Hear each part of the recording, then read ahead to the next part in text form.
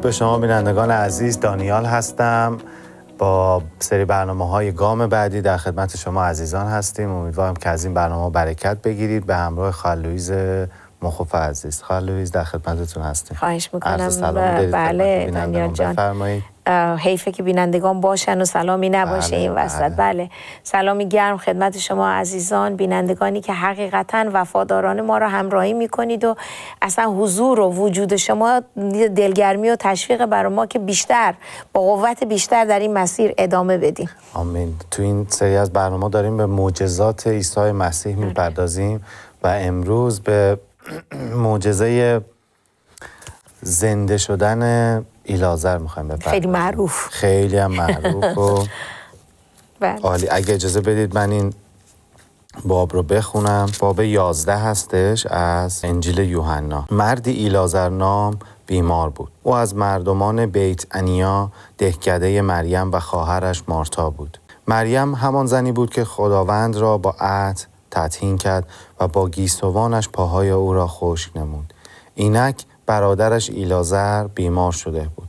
پس خواهران ایلازر برای عیسی پیغام فرستاده گفتند: سرور ما، دوست عزیزت بیمار است.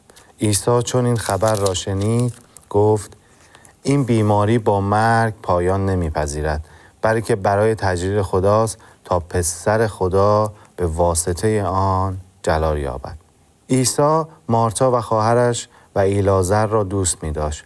پس چون شنید که ایلازر بیمار است 2 روز دیگر در جایی که بود ماند. سپس به شاگردان خود گفت: بیایید باز به یهودیه برویم. شاگردانش گفتند: استاد، دیری نمی‌گذرد که یهودیان می‌خواستند سنگسارت کنند و تو باز می‌خواهی بدانجا بروی؟ عیسی پاسخ داد: مگر روز 12 ساعت نیست؟ آن که در روز راه می‌رود نمی‌لغزد، زیرا نور این جهان را می‌بیند. اما آن که در شب راه می‌رود خواهد لغزید، زیرا نوری ندارد. پس از این سخنان بدانها گفت: دوست ما ایلازر خفته است، اما میروم تا بیدارش کنم. پس شاگردان به او گفتند: سرور ما، اگر خفته است بهبود خواهد یافت. اما عیسی از مرگ او سخن میگفت، حالان که شاگردان گمان میکردند به خواب او اشاره میکنند. آنگاه عیسی آشکارا به آنان گفت: ایلازر مرده است و به خاطر شما شادمانم که آنجا نبودم تا ایمان آورید. اما اکنون نزد او برویم. پس توما که به دوقلو ملقب بود به شاگردان دیگر گفت: بیایید ما نیز برویم تا با او بمیریم. میگه که تازه وقتی فهمید تازه 2 روزم توقف کرد. این میگه که خیلی دیگه عجله کرد. چون سر وقت. در حال ما تو این واقعه میبینیم که عیسی خدای مسلط بر مرگه. بر مرگ تسلط داره. باز چیزی بالاتر از انسان، خداست که بر مرگ تسلط داره. این معجزه تو 20 مایلی اورشلیم اتفاق افتاده. تو بیت انیا، جایی که ایلازر به همراه 2 خواهرش زندگی میکردن. ما اینجا میبینیم که همون که گفتم تأخیر کرد، تازه 2 روزم بیشتر مون. این نشون میده که عیسی هیچ وقت به خاطر ضرورت زمان عمل نکرد. عجله ما نیست، سر وقت خودش، در زمان بندی خودش خدا عمل میکنه.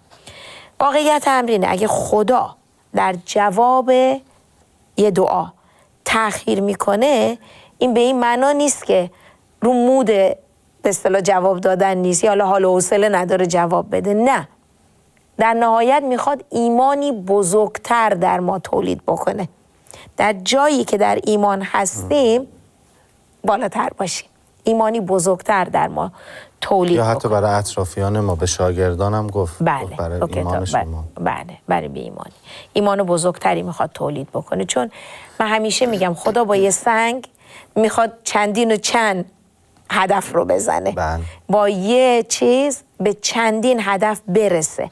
بنابراین ما اگر یه دونه چیزه، هدف ما اینه که سریع خودتو برسون، برادرم داره میمیره زود باش، اگه نه یا مثل اون افسر که پسرش رو شفا داد که اگه زود باش الان پسرم در حال مرگه، اینطور نیست. بر اثر ضرورت زمان عمل نمیکنه. قدیمی‌ها میگن که میخواد با یه تیر 2 نشون بزنه. بله، و در اینجا میبینیم چند نشون میخواد بزنه. بله، میخواد یه ایمان بزرگتری تولید بکنه. خب ما طبق این مطلبی که خوندید و تمام این باب 11 در این مورد هست، ما میبینیم که عیسی دوست خانوادگی این برادر و دوتا خواهرش هستن.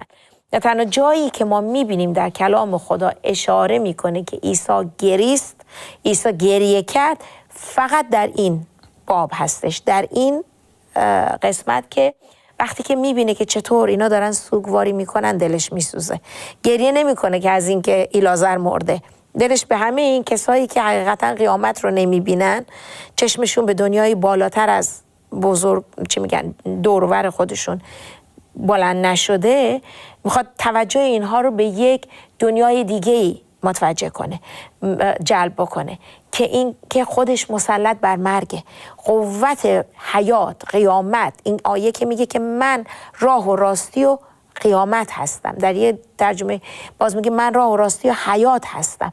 همه اینها در واقع یه جورایی داره این افکار عمومی رو شکل میده، داره جهت میده. بله، در حال در این قسمت هست که ما میبینیم که گریه میکنه در این باب و کوتاه‌ترین آیه کتاب مقدس هم همینه. یکی از جاهایی که اغلب برای سوالات که مسابقاتی که میذارن در مورد دانش کتاب مقدس، یکی از سوال کوتاه‌ترین آیه کتاب مقدس کجاست؟ همینه.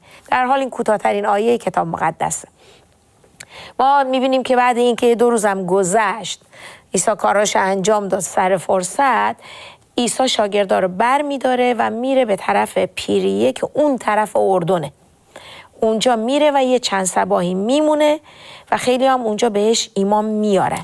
تو پیریه بوده که مریم و مرتا بهش خبر میدن که برادرشون که دوست خودش باشه، دوست عیسی، تو بیت عنیا مریضه و مشرف به موته. عیسی 2 روز گفتیم اونجا توقف میکنه، بعد به شاگرداش میگه بریم به یهودیه برگردیم، که واقعا عکس العمل شاگردان اینجا جالبه. میگه در تعجب و ناباوری جواب دادن، گفتن ای آقا یهودی‌ها میخواستن تو رو سنگسار کنن، باز دوباره میخوای برگردی همونجا؟ عیسی بهشون گفت که دوستش ایلازر مرده. پس شاگردا همون رو همراهی میکنن و اینها به بیت عنیا سفر میکنن، به جایی که ما میبینیم این معجزه صورت میگیره. ایلعازر و 2 تا خواهرش این وسط میشن یه جورایی نقطه توجه این معجزه، ولی حقیقتا اینها برجسته شدن در صحنه، ولی تمام کسایی که با اینها داشتن سوگواری میکردن و کل ده بیت عنیا در واقع شاهد این مسئله هست، چون بعد وسیعی رو میگیره.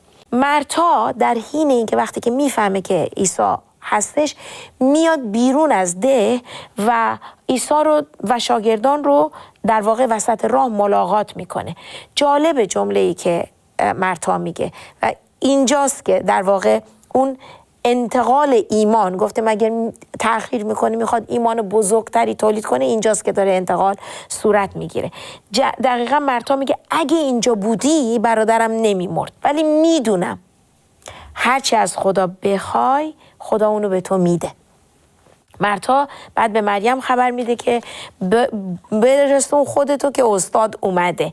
وقتی مریم به استقبال عیسی میاد، میفته به پای عیسی و گریه میکنه، دقیقاً همون حرفی رو میزنه که مرتا خواهرش گفته، بدون اینکه خبر داشته باشه. اونم میگه که اگه اینجا بودی برادرم نمیمرد. پس میبینیم که این 2 خواهر یک برداشت دارن از حضور عیسی. فکرشون به اینه که حضور عیسی است که همه چیز رو محکم میکنه. کما اینکه ما در اون چیز بودن دیگه، جاهایی که میرفت شفا میداد همه رو، کارهایی که انجام میداد دیده بودن. فکر کنم که اگه اون اگه اینجا بود آره برادرشون نمیمرد و الان دیر رسیده دیگه، کار تموم شده. آره این جمله اینو نشون میده. ما این همه با عیسی بودیم، آره. مگه میشه یه دفعه ما باهاش بیایم بریم، بعد برادر خودمون که احتیاج به شفا تازه دوست عیساست، تازه دوست عیسی هم هست، اینجا نبود که اونو شفا. برای همین فکر کنم اول بهش گفت، فکر کنم با یه کمی تندی هم میگه اینو، اگه اینجا بودی برادرم نمیمرد. آره، ولی این واقعیت رو هم در واقع پذیرفته که حالا که نبوده پس برادرم مرده. فکر زنده شدن نیست اصلا، زنده شدن برادرش. ما میبینیم که همین این دوتا به اصطلاح خواهرها صحبتی رو که میکنن، مریم و مرتا، میبینیم که یک ایمان قوی به قدرت شفابخش عیسی دارن. شفابخش عیسی. ولی این که او بر مرگ تسلط داره هنوز آشکار نشده. به هر حال در این مقطع بدن ایلازر 4 روزه که تو قبره، متعفنه. اینطور به نظر میاد که وقتی مریم و مرتا ایمان خودشونو به عیسی اعلام میکنن، فکر نمیکردن که اصلا این واقعه مرگ برادرشون ممکنه نتیجه برعکس بده، به یه چیز دیگه ای تبدیل بشه. همونطور که گفتم این چیز رو پذیرفتن که اگه عیسی اینجا بود او رو شفا میداد، الان برادرم زنده امیدشون بود. کاملا چیز قطع شده بود. یعنی میگفتن اگه حالا مرده رسیده الان تو خونه، آره. ممکنه باز مثلا یه دفعه زنده بشه. آره. اینکه چند روز گذشته ازش، آره. دیگه اون جسد دیگه یه جورایی روی این مفهوم پذیرش مرگ برادر پذیرفتن. به قول معروف میگیم خب تا دیگه تا نفس وقتی از وجود رفت دیگه کاریش نمیتونیم برگردونیم. این یک اعتقاد کاملا شایع و عمومی هست از این که بگیم نفس رفت دیگه رفت. و اینجا میبینیم که عکس العمل عیسی و یا به اصطلاح توجهی که در این مورد داره، چیزی رو که میخواد از این قضیه بکشه بیرون، مافوق این اعتقاد عمومی هست. شایعات به قول خودمون بگیم، هر جوری که نسلا در دست باور کردیم تو همون ساکن شدیم. وقتی مرگ اتفاق افتاد دیگه تمومه، وارد ابدیتی شدیم که دیگه نمیتونیم برگردیم.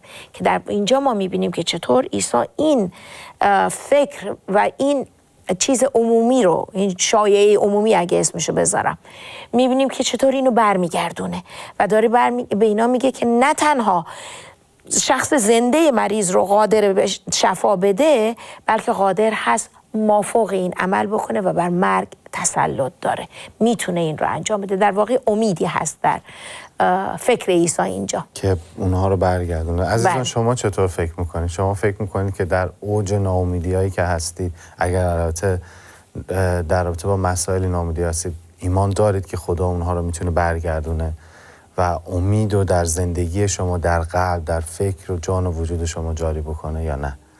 تا جواب این پاسخ رو پیدا میکنید یه استراحت کوتاه بکنیم، خیلی زود برمیگردیم، با شما همراه خواهیم بود.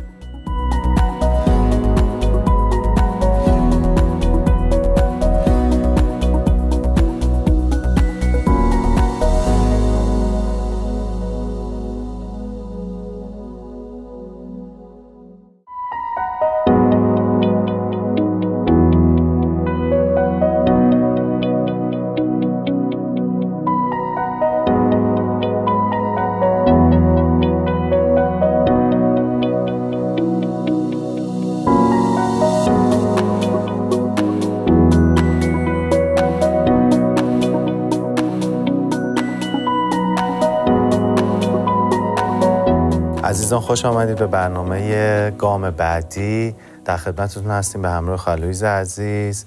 امیدوارم که تا اینجای برنامه برکت گرفته باشیم. قبل از اینکه به استراحت بریم، سوال من از شما این بود که آیا واقعاً فکر میکنید که امیدی نیست در زندگی، در کارهایی که دارید انجام میدید؟ ولی میخوایم به این موضوع بپردازیم که بله، امیدی هست. حتی اگر مرده باشه، مثل مرگ ایلازر، شخصی مرده باشه، خدا حاضره که اون رو بعد از 4 روز دوباره زنده بکنه. به نکات کلیدی این معجزه خواهیم پرداخت به همراه خالویز عزیز. لویز جان، بی‌صبرانه منتظریم که نکات کلیدی دیگه که شما در رابطه با این موضوع دارید به اونها بپردازید. وقتی این قضیه اتفاق افتاد، تازه میتونیم بفهمیم دلیل تأخیر عیسی رو. چون در این مقطع زمانی که عیسی میرسه 4 روز گذشته بود و باز میگم میدونه، چون خداست، میدونه عمدن گذاشت 4 روز بشه. حالا ما میدونیم این رو، برای اینکه در بین یهودیان اون زمان به این معتقد بودن که روح متوفا تا 3 روز حول و حوش جسد هست، بعد از 3 روز میره. یعنی جایی هیچ شک و شبهه عیسی نمیذاره اینجا برای حضاری که اونجا هستن، برای ما خوانندگان که این رو بعد از 2000 خورده سال داریم میخونیم این رو، که هیچ شک و شبهه‌ای نمیذاره. مثل اون جریان معجزه تبدیل آب به شراب، میگه که حسابی لبریز بکنی که جا نباشه که چیزی رو بخوان اضافه کنن، شک و شبهه‌ای برای کسی جای شک و شبهه نذاره. میذاره این اعتقاد اینها هم بگذره بعد از 3 روز که حالا 4 روز شده. خب حالا که دیگه اینم تمام به قول معروف همه چی به یقین پیوسته، دقیقاً وارد صحنه بشه. برام خیلی جالبه که خداوند فکر همه چی رو میکنه. بله. هیچ قدیمی ها میگن که مولا درز دقیقاً. یعنی خدای جزئیاته. من همیشه میگم خدای واقعا جزئیاته. خیلی ما فکر میکنیم خدای دوره و بالا بالا هست، حالا کهکشان ستاره تو دستش، از این حرفا. نه، واقعا خدای جزئیاته و دوست داره تو جزئیات زندگی ما همه چیز هست. 100%. اگه موهای ما رو به خودش زحمت میده بشمره که اصلا این مو هم میریزه، همیشه هم نمیمونه، چون مو که میریزه دوباره در میاد، دوباره در شمارش کم و زیاد میشه و ما اینقدر براش مهم هستیم. در هر حال خدای جزئیاته. بله، بعد از 4 روز میبینیم که عیسی میرسه. بعد میپرسه که کجا دفنش کردن و با شاگردان میرن. وقتی اونجا میرسه دستور میده که سنگ قبر رو بزنن کنار، که اینجا مرتا بهش هشدار میده، میگه این بدن متعفن شده، 4 روز گذشته. یعنی این حرکت عیسی، این دستور عیسی به کسایی که اونجا بودن، چون سنگای بزرگیه این که غلطوندن، این کار یه نفر نیست، اینا باید اینو با چند نفر باید اینو کنار میزدن. ما میبینیم که میگه متعفن شده. آیا اصلا میبینیم این حرف اثری رو عیسی داره؟ نه، مصممه. اصلا این حرف مرتا هیچ تغییری در نظر عیسی ایجاد نمیکنه. سنگو برمیدارن و عیسی میگه که دعا میکنه. بعد از دعا کردن صدای بلند میگه ایلعازر بیرون بیا. با این سخن ما میبینیم روح ایلعازر برمیگرده. اعتقادی که یهودی‌ها داشتن که رفت دیگه رفت، بر نمیگرده. اینجا هم یک خرافه شکنی، یک سنت شکنی. ما میبینیم که روح به بدنش برمیگرده و اویی که مرده بوده زنده میشه، با کفن به دست و پاش بسته است، با تمام این چیز بیرون میاد. نه که با پای خودش میاد، در واقع بیرون آورده میشه. در واقع روح خدا او رو بیرون میاره. ما میبینیم که روح القدس اینجا، من همیشه میگم در همه صحنه‌ها خدای تثلیث آماده است، خدای تثلیث هست. این 3 از یکدیگر جدا نیستن. ما 2 نکته مهم توی این معجزه میبینیم. یکی اینجا میبینیم که ایمان شاگردان چه تکونی خورده. ایمان شاگردان در اینجا مستحکم میشه. این معجزه به شاگردان این شناخت رو میده که جلال خدا رو در قدرت بر مرگ در مسیح ببینن. جلال خدا رو در قدرت بر مرگ در مسیح این رو ببینن. جالب اینجاست که معنی اسم ایلعازر اینه، یعنی کسی که خدا کمکش کرده، کمک شده خدا. خب حقیقتا وقتی که ما با مرگ روبرو میشیم، خدا تنها منبع کمک ماست. بارها چقدر افراد داریم تا اون لب مرگ رفتن، خدا معجزه آسا اینا رو کشید بیرون. ما اینو بگیم که اینجا ایلعازر قیام نکرد. ما این رو برای بینندگان عزیز بگیم که خدای نکرده امر مشتبه نشه که ایلعازر قیام کرد. چرا این حرف رو میزنیم؟ برای اینکه میگیم مسیح نوبر قیام شدگانه، نوبر اول او هست که از مردگان قیام کرده. ما میبینیم که ایلعازر وقتی که زنده شد، دلیل این که میگیم قیام نکرد زنده شد، چون اگر قیام میکرد ابدی بود این قضیه. ولی میبینیم که بعد از این که عیسی او رو زنده کرد، دوباره همین شخص به مرگ طبیعی مرد و هنوز فانی بود به اصطلاح ایلعازر. بالاخره روز نفس آخرش هم رسید. شاید به این دلیل یوحنا به این مسئله اشاره میکنه که دست و پاشو با کفن بسته بودن، که توجه خواننده رو به این مسئله بکشونه که او زنده شد، قیام نکرد، چون دست و پاش بسته بود. ما فرقی که در مورد قیام عیسی با زنده شدن ایلعازر داریم در اینجاست. وقتی عیسی قیام کرد، ما میبینیم که کفن گذاشته شد، باز بود، تو قبر باز گذاشته شده و قیام کرد، در اون بدن پرجلال و مبارک قرار گرفت. اینجا بدن ایلعازر اون بدن پرجلال و مبارک نیست. ایلعازر رسما مرده بوده، رسما دفن شده بوده و برای بار دوم باز دوباره قرار بود همون کفن رو بپوشه. ولی اون چیزی که در قیامت عیسی اتفاق افتاد، ما میبینیم که کفن رو که گذاشت بیرون هرگز دیگه دوباره پوشیده نشد. فرق هست بین اینها. پس ما میبینیم که عیسی در قیامت خودش مرگ رو شکست داد. بعد مردم برای ایلعازر رو کفنش رو باز کرد. بله، گفت بازش کنید و بعد مثل چیز میگن غذا بدید. میگن نشست و در جمع و این معجزه انقدر مشهور شد که قضیه صحبت فریسی‌ها بود که چطور اینا میتونن اینطوری به اصطلاح عکس العمل نشون بدن در مقابل این مریضا. واقعیت اینه که میخواستن ایلعازر رو بکشن. الان نه تنها عیسی رو میخواستن بکشن، ایلعازر هم میخواستن بکشن، چون یک شاهد کاملا عینی و مسلم برای این بوده که عیسی مسلط بر مرگه. خدایی هست که حقیقتا قادره روح رو برگردونه.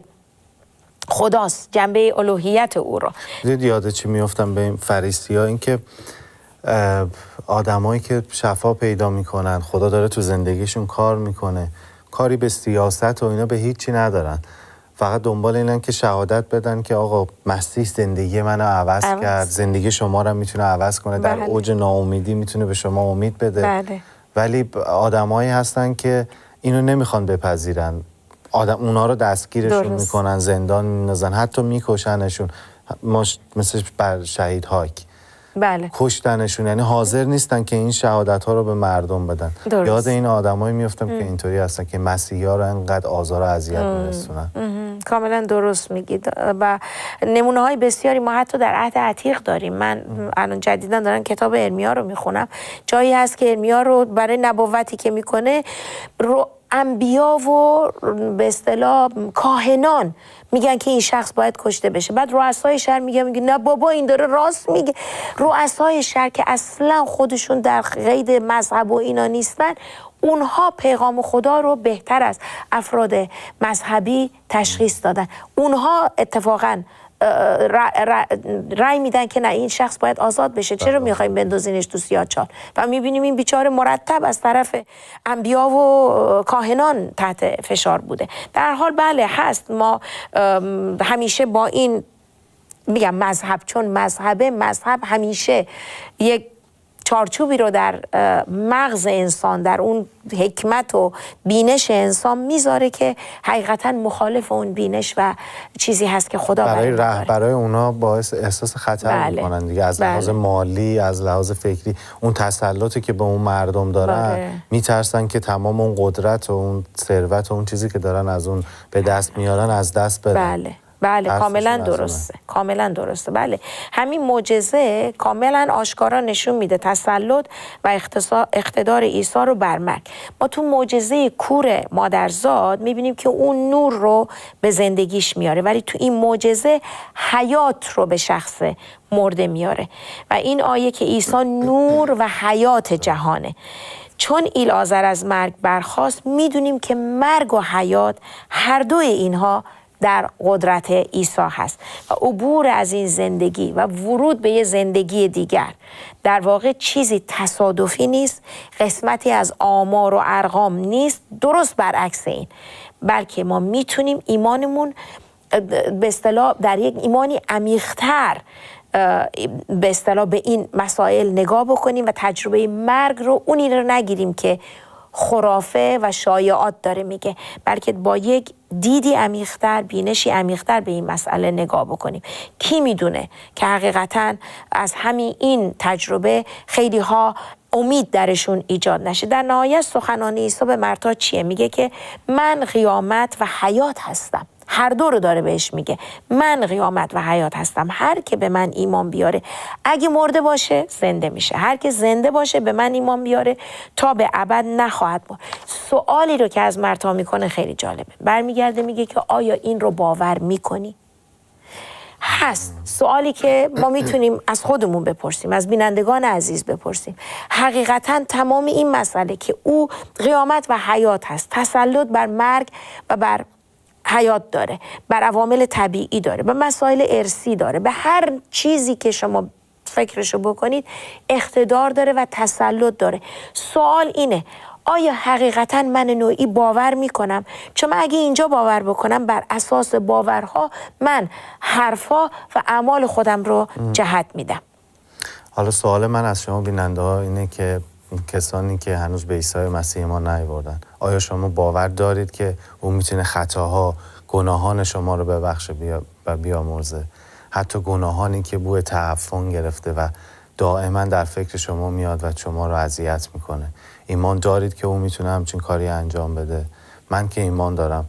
دعا میکنم واسه شما عزیزان که او را بشناسید، قلب و جان و وجودتون رو به او بسپارید. او که خدای زنده هست، او که حیات و قیامت هست، او که میتونه اون تولد تازه رو به شما بده، فکر، جان و وجود شما رو تازه بکنه. ممنون که با ما همراه بودید در این قسمت. خدا به همه شما برکت بده. دست خداوند ما عیسی مسیح با شما عزیزان. بدرود.